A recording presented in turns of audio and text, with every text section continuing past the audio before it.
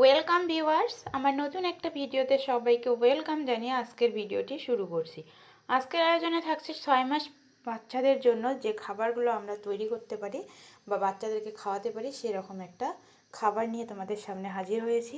তো দেখুন, প্রথমে আমি কিছুটা পরিমাণে পানি নিয়েছি আর পানিটা প্রচণ্ড পরিমাণে গরম করে নিয়েছি, মানে পানি থেকে পুরো ধোয়া উঠছে, দেখতেই পাচ্ছেন। এই পর্যায়ে আমি রান্নার ভাতের চালটা দিয়ে দিচ্ছি। এখানে রেগুলার ভাতের চালটাই দিয়েছি, কারণ যেহেতু 6 মাসের বেবিদের জন্য এই খাবারটা রান্না করছি, সেক্ষেত্রে কিন্তু পোলাওয়ের চালটা দেওয়া যাবে না। চালটা ভালো করে ধুয়ে তারপরে গরম পানির মধ্যে দিয়েছি আর সেদ্ধ করার জন্য পরিমাণ মতো পানি দিয়ে ঢাকনা দিয়ে ঢেকে রেখেছি। এখন কিছুক্ষণ জাল করে নিয়েছি, এর মাঝখানে কিন্তু আমি 2 থেকে 3 বার এসে নেড়ে দিয়েছি যেন তলায় আটকে না যায়। তো এখন চালটা আমার সেদ্ধ হয়ে গেছে। এখন এই অবস্থায় আমি আলু ম্যাশার দিয়ে খাবারটা ম্যাশ করে নেব। তার আগে সামান্য পরিমাণে লবণ দিয়ে দিচ্ছি।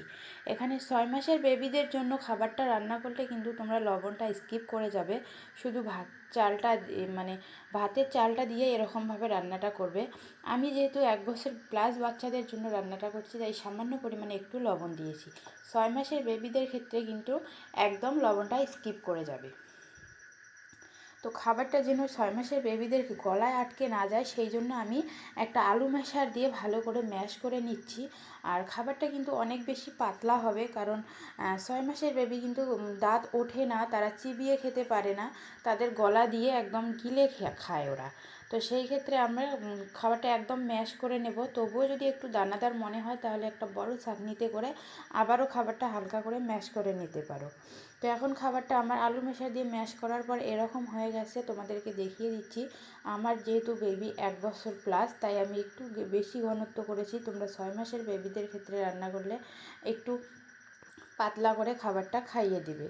তো আজকের আয়োজনে এটাই ছিল। তোমাদেরকে একটা কথাই বলবো যে যারা 6 মাসের বেবিদের ক্ষেত্রে রান্না করছো তারা কিন্তু এই খাবারটা শুধু লবণ দিয়েছি, কারণ কি এই খাবারের মধ্যে এটাকে বলে আমরা ফেনা ভাত। এই খাবারটা আমরা বাড়ির বড়রাও খেয়ে থাকি। তো এই খাবারটা যদি বাচ্চাদেরকে দেওয়া যায় তাহলে বাচ্চারা খুব সহজেই হজম করতে পারবে এবং বাচ্চাদের অনেকক্ষণ পর্যন্ত পেট ভরা থাকবে। তো যারা শেষ পর্যন্ত দেখলেন ভিডিওটা তাদেরকে অসংখ্য ধন্যবাদ জানিয়ে ভিডিওটি শেষ করছি। ভালো থাকবেন।